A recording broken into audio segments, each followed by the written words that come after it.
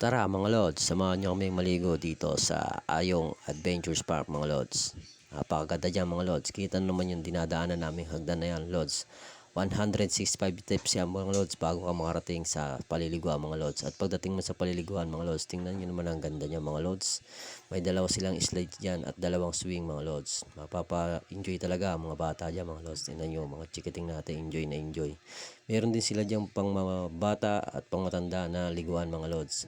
At meron din sila dyan mga life vest mga lods. Huwag kayong magalala para ligtas ang paliligo ng mga tao dyan. Meron din silang diving pool dyan mga lods, para sa mga gusto mag-dive. At kung gusto niyo nang pumunta dito mga lods, dito niyo lang matatagpuan yan sa Sitio Barangay Paligawan, sakop yan ng Silang Cavite mga lods. Ayan mga lods, tingnan nyo mga chikiting natin mga lods. So sayang saya sila dyan at napakalamig ng tubig dyan mga lods. Tingnan nyo kung gaano karaming naliligo mga lods. At hanggang dito na lang mga lods, peace out.